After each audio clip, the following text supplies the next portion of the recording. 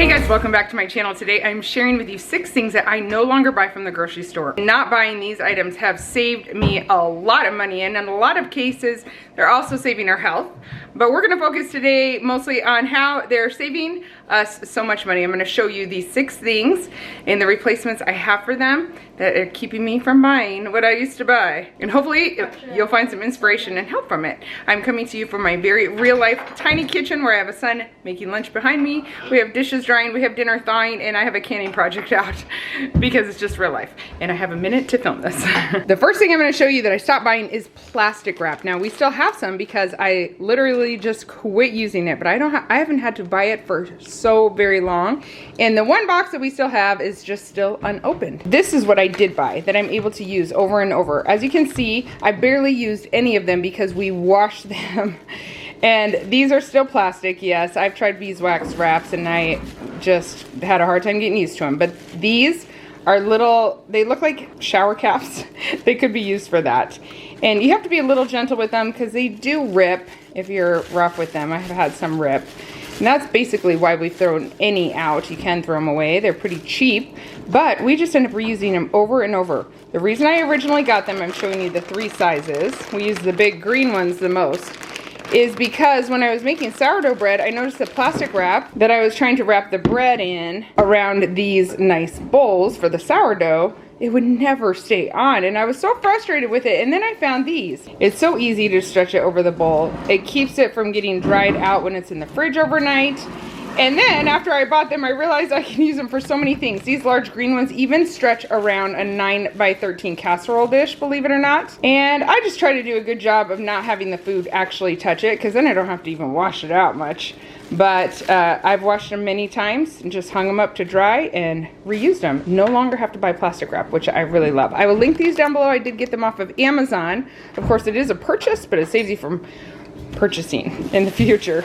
Another thing I'm no longer buying from the grocery store is sausage. We are making our own sausage seasoning. Now we like to buy a whole pig at a time. It just saves us a lot of money. We're getting a good product that way, and it just goes to the butcher locally here from a local farmer. We buy the whole pig, we get the lard, the fat, all of that, which helps us buy less oil, by the way, coconut oil and all of that kind of thing. When you have them make sausage out of your whole animal, whole pork, then it does cost more money when they're doing more things to it. So we just get plain ground pork now, and we add our own sausage seasoning. This one I'm making is a breakfast sausage. I've adapted it off of a recipe I got from Homestead on Purpose. I think her name is on Instagram. I'll link her Instagram below. It's great. But what I have used in this recipe is a little different than hers, but it is really fantastic. And the greatest thing of all is that you can just adapt it to what you guys like in your own house. I used 1/2 cup of salt, 1/8 cup garlic powder, 1/4 cup of parsley, 1/3 cup of sage. Actually, I didn't use the sage, but she does.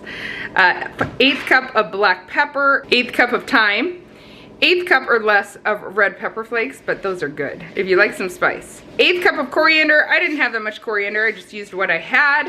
And 1/8 cup of oregano, and 1/8 cup of nutritional yeast, which I also didn't have at the time I made this, and it was perfectly wonderful. So if you don't have some of it, don't be afraid to make it anyway. She puts it in a blender, I do not. I like the big chunky seasonings. We used all dry seasonings, and it is wonderful. I love it. So it really tastes like a good breakfast sausage. By the way, whenever I make a spice blend, which I do it with a number of different spices, I find that it's fun to try to throw that spice blend in other meals I'm making that seems like it would go well with it, and it just kicks everything up a notch. This is a very flavorful combination, and I love throwing a little bit in different things that I'm making. Next thing I stopped buying is disinfectant wipes. I really like disinfectant wipes, even though I know they were not good for you health-wise, and I certainly was spending more money on it than I wanted to be. I use them for the really gross stuff, which happens a lot when you have 11 children, surprisingly, not surprisingly.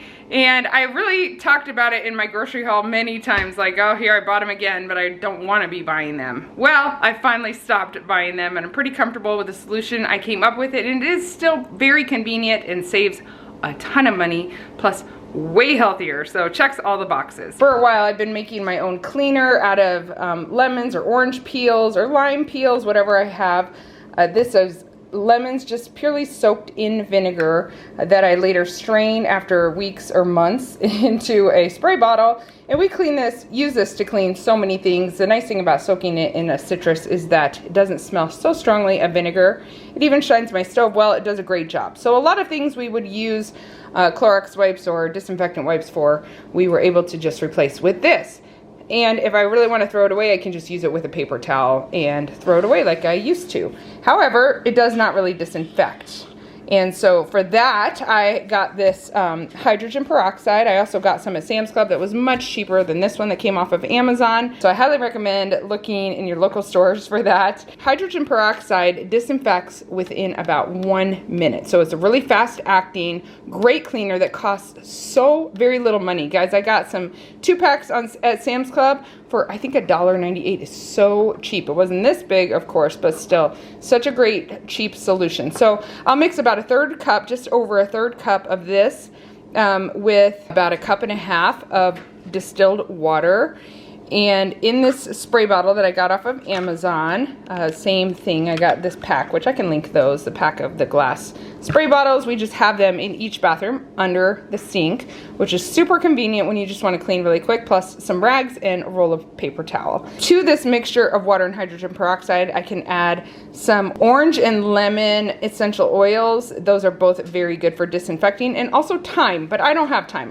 This is literally all the essential oils I have. I got them originally to fight ticks, a spray for dogs to fight ticks, and it's just this pack off of Amazon. I've been happy with them. They're great. I can link those too, but thyme just doesn't happen to be one of them in there. There are a number of essential oils that do fight germs well. And so I'm just going to add some of that in, about a teaspoon combined of the lemon or orange. And if I had thyme, I'd add 12 to 36 drops, I think it is, of thyme. Honestly, I thought throwing the nasty thing away was a bigger priority for me than it actually was. It was just more the convenience of it, because I noticed that when I have the spray and I have some just cheap microfiber rags sitting around, that I'm way more likely to just grab a rag and just do the dirty deed and throw it in the laundry. And so I really am saving on waste as well. While we're in cleaning mode, let me tell you another thing that I no longer buy. I haven't been buying for a while now. And I love it because it really does cost a lot of money, and that is stain remover. How many know when you got kids, you always have stains? In fact, I think the worst stains, baby onesies, that's bad. But the worst of the worst can be just like when you're cooking in the kitchen all the time and you have grease spots. One solution is I did get aprons, and I try to remember to wear an apron. Grease spots still do happens for me and my husband because we're cooking a lot. And it's frustrating because it'll come out of the dryer with a grease spot and you didn't even realize it when it went into the washer. But I know grease stains, and most stains set in after it's been in the dryer, and it can be almost impossible to get them out. But this solution that I have cost me no extra money, basically, and it really does work, and that is using dish soap. A lot of people recommend like Dawn, the original Dawn, but I get this dish soap from Azure Standard, and it does a great job cutting grease. I tell you, that dish soap, just a little tiny bit on an old toothbrush, and I scrub it on the stain, I put it back in the wash, and it comes out almost every single time. In fact, I would say every single time. There was a heathered gray or a darker gray sweatshirt I had that it did come out of, but it was a little lighter in that area. But honestly, it was it looked good on the sweatshirt for the kind of weathered look the sweatshirt had anyway. So I do caution you that sometimes I guess it could rub off some of the color. It works a little too good. But yeah, I don't use bleach or anything like that. Just a little dish soap does so well for me, and I love that I don't have to buy the expensive stain removers. There was even a dollar store stain remover my mom told me that always gets stuff out. I went and got it. Nope, didn't work for me. But the dish soap with a little toothbrush always does. I try to do it right before I'm doing the laundry, and then I'll put that item in last, so hopefully it has a little more time to soak. But as long as you do the laundry within about an hour of putting it on there, I think that works really good too. I did get a comment the other day in my grocery haul video about the hydrogen peroxide I talked about buying, and she said she uses it as a stain remover. So I'm excited to try that too. She said she uses 1 part original Dawn dishwashing detergent. I would just use mine, and then 4 parts hydrogen peroxide, and it's amazing at getting out stains. So that would be another great idea to do in a squirt bottle and just spray it and forget it. Spray it and then wash it. Hydrogen peroxide, this is medical grade, it says, and all the directions on it for how to use it on wounds. In my grocery haul, I did mention that we used it on a wound. It was literally the only time in my whole parenting journey, my oldest is 20, that I've ever used hydrogen peroxide. It worked out just fine. But in the comments, several nurses told me that it's no longer standard to use hydrogen peroxide on wounds. So that is just a side note. Even though it says it on the bottle, it's not a thing we do anymore. So that's no skin off my back. I appreciate the information. Okay, the next one, I did share this on YouTube before for a minute, and I have had so many people, even real life friends, write me and say, what's that recipe again? Like, so many, I'm not even kidding. This one is so good. I got this one from Julie Crecky. I think her name, I think that's how you spell her last name. I used to always say Creek in my mind, but I think it's Crecky. And I'm gonna link her Instagram too. She's a friend, and I hope that our families can get together one day. They're not so far from us. But she had a genius idea, and we've done it so many times. Like the other night, 2 nights ago, we had a bunch of kids in this house, and the lemonade was flowing. It's Lemonaid. I no longer buy Lemonade mix. Lemonade mix is really not great for you. I'm sure there are some good ones for you out there. Having a large family, I was buying just a big jug of lemonade mix. I have been using this one, and for one, it's a lot cheaper. For two, it's a lot healthier. So I said most of these things save both. We like to freeze our lemon juice in cubes. So you can even just do this with lemon juice from the store, like the bottle of it, or just fresh lemons. So we often have these like ice cubes of lemon juice that's just squeezed in there and frozen. And so what you do is you get a half-gallon jar. You put in about 1/4 cup of lemon juice. I use 3 of my little cubes, which is a little more than 1/4, but we like it nice and lemony, so that works out okay. 1, 2, 3, right into the bottom of that jar. Then I take this vitamin C crystals. I got this off of Amazon, and I will link it. I'll have a lot of links, I guess, down below if you're interested in any of this stuff. I like this brand. I use it quite a bit, and this only makes it even healthier, guys. I guess you could skip this part. Probably doesn't add a lot to the taste, but it does add to the health. And I'm gonna put 1 teaspoon of this in the jar. Next, I'm gonna do 1/2 teaspoon of some powdered stevia. This one I also got off of Amazon. You can do more or less to taste. The rest I'm gonna fill up with my Berkey water. The ice cubes and lemon cubes generally just melt right away. I have made up like 4 or 5 of these even and put them in the garage fridge and just had them ready. The kids are like, what are we having today? What can we have a treat? Like, whoa, I got some lemonade. They love it. And it's so easy, so healthy, and we're saving money. I just like to put a lid on it and just shake it up. The cubes will melt really quick, and it's almost white. By the way, I love these lids. They're very sturdy. Got these off of Amazon too. What would we do without Amazon? It's almost white, which makes you wonder what is in the powdered stuff. That is bright yellow. The next thing I no longer buy at the grocery store, I think I'm saving money, but that might be questionable, is mayonnaise. I used to make my own mayonnaise a long time ago. It is actually a much better product. When you make your own, it tastes better and it is much better for you. And so those are my real reasons for doing it. And also, I don't have to stock up on it because I always have the ingredients to make it. So I can just make it when we need it and just keep a little ahead of the mayonnaise game. And it's very, very simple to make, especially if you have an immersion blender. That's my favorite, but you can use a food processor. You can just use a regular blender, and it's very tasty. If you haven't tried it, I really recommend it. I'm gonna make a batch with you right now to show you how easy it is. I like to use a quart mason jar and just do it right in the jar that I'm gonna store it in. That just makes it even easier. And then you do start with an egg. That's going to be a raw egg in your mayonnaise. Because of that, I prefer to use eggs that are pastured, right? So when I used to make it, I would buy eggs from someone who had their own chickens, and that's just the way it went. You want a large egg. I got some new layers here, so I'm looking for a large egg. Okay, here's a pretty good egg. It's not super large, but we're gonna start with this pastured egg. It's just a little safer to do it this way. You could use a store-bought egg as long as you trust the store you're buying from, I guess. And you stick that egg down in the jar. Whoops. You don't lose the shell in it. I apparently get nervous cracking an egg in front of a camera. This is my immersion blender. I do love these things. Where did I get it, you ask? Guess. And we're just gonna blend this for just a second in here.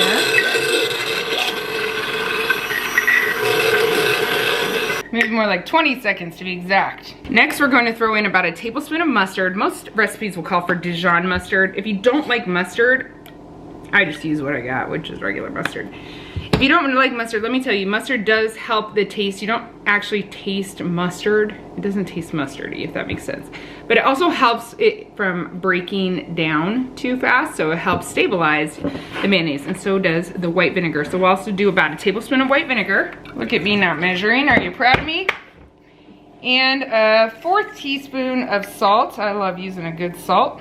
You could also use like red wine vinegar. You can play around with this. I mean, it's forgiving. Next up is the oil part. Did you know mayonnaise was just made of egg and oil? Before I started making it myself, I did not know that back in the day.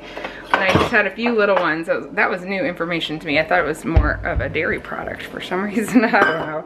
I don't know what I thought. But now we're gonna use a cup of oil. I'm using olive oil. Olive oil definitely has a stronger flavor. So avocado oil is really good. I just don't have any. That's more of a milder flavor. So mine is going to taste like olive oil mayonnaise that you would buy in the store, more like that. And the key here, I have a cup ready to go. But the key here is to put it in very, very, very slowly. Like at the beginning, you just want almost just drops. So I'm going to blend while very slowly putting my olive oil in, and the magic will happen. It thickened right up there at the end. It's so cool. It's a fun project, actually. Your kids would love doing it. I had to add a little more olive oil because I spilled some on the counter. I was slowly pouring from that measuring cup, which was, I need a better pourer. Sometimes I think I added a little too much mustard. Sometimes mine is a little lighter in color. And when I tried it, I think I added a little too much vinegar and mustard. This one's gonna last forever because it has a lot of stabilizers in it. I have definitely made it without the vinegar before. You can do a little lemon juice. That works too. Just play around with it, see if you like it. Afterward, you try it. I'm gonna put a little more salt in mine. It's good. We're gonna eat this right up. And obviously you can do a double batch in this size jar, or you could just use a pint for that recipe. Well, I added another egg and some more oil to the mayonnaise I already had, to the vinegar and mustard I already had, and some salt I added. And it is perfect now. Pretty forgiving recipe. Ooh, store your mayonnaise in the fridge. Did I say that? I think it goes without saying. So I am no longer buying mayonnaise. I used to stock up on it. I had a big crate full of them because I went through a season where making my own mayonnaise and even finding pastured eggs was just not happening. So we're back in that season, and I'm thankful to be able to make my own. I know that one doesn't necessarily save a lot of money because oil can be expensive, especially if you're doing avocado oil, because you don't want the flavor as much. Canola oil, of course, is an option too. I just don't eat canola oil. We try to avoid that for health reasons. So if you are buying a really good quality mayonnaise, it is way cheaper to make it yourself. So I guess in that regard, we're getting a better product for probably the same price as the cheap product. That's what my guess would be. As a bonus, I just noticed, because on my table or my counter here while I'm working are my beeswax candles. I'm no longer buying candles. I know that's not a grocery item, but for me it was sometimes. I used to buy scented candles. Now when my house stinks, which it does sometimes, the other day I was making some broth and pressure canning beans, and I could tell it stunk. So what are other people thinking? Oh my goodness. I lit a couple of these beeswax candles that I make on my own, saving tons of money, and they're better for your health than they don't give you headaches like the scented candles do. I still have some scented candles that I've been given as gifts and I love them, but I just can't burn them for long. Where these, I can burn all day long and never a headache, and they really do work to purify the air and make it smell better in here. So that's just a bonus item. I will link below the video in which I made them in case you missed that and you're interested in that. I just thought of something else, but I'm gonna save it for the next one. After a number of months, when we stop buying some more stuff, hopefully, I'll put it on there. I did make one previously. I would love to send you the list of the first set of things that I no longer buy from the grocery store. I think it was 12 items, maybe an extra 13th in there. There are a couple of them that now I do buy sometimes. Again, it ebbs and flows, guys, but there are a lot of things on that list that we still don't buy. So if you would like that, I will also leave a link down below for that video. Thank you guys for watching so much. I would love, do you have any ideas of things you no longer buy from the store that's saving you money or saving your health, or both? Bonus if it's both. I'd love to hear about it. We'll talk to you guys in the next video. Bye.